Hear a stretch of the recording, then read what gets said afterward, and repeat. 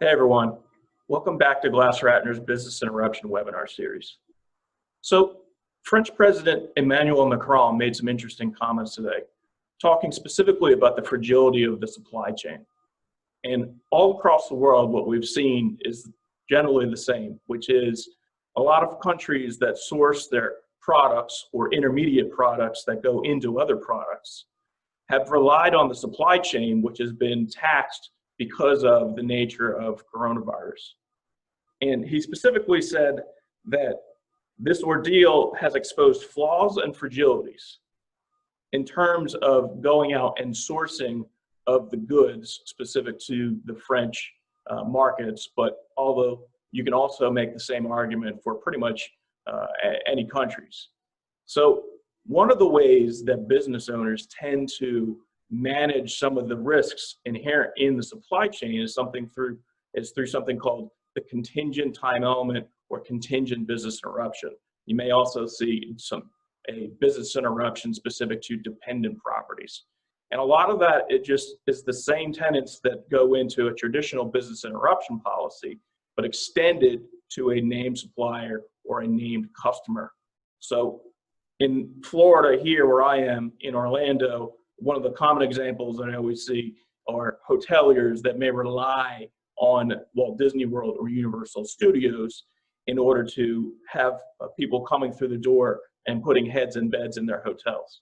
But there's a lot of other contexts that you'd be able to see this contingent time element have practical applications in the insurance context.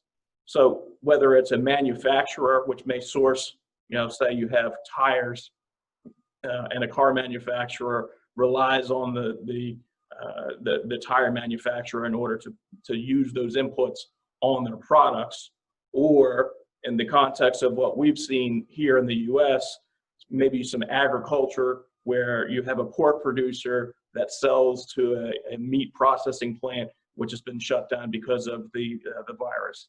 So there's a lot of different contexts. Another one would also be I've seen mention of beer suppliers who are having to throw away stale beer because of the number of canceled conferences and concerts. So, the horror.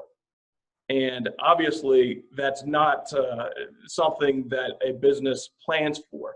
But if they did do some planning on the front end and may have some contingent time element or contingent business interruption policies, then that may be something that you may need some expertise to help prepare a claim with, because there are some additional requirements beyond just a traditional business interruption policy in terms of identifying the source of some of those the revenue losses.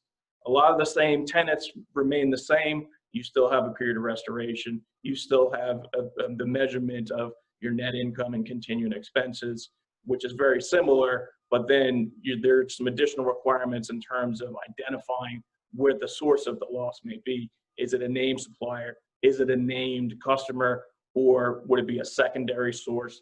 Those sorts of things. So just something to keep in mind. And the business interruptions take a lot of different forms, but we just wanted you to be aware that this is something that generally requires some level of expertise in order to help assist in some of the claim preparation and document some of the losses on behalf of the insurance carriers. So I hope that helps. If you have specific questions relative to contingent or dependent business interruption, please feel free to fire them off, put them in the comments. I'll try and respond as they come up. And until next week, I look forward to seeing you for another edition of Glass-Ratner's Business Interruption webinar series. Thanks.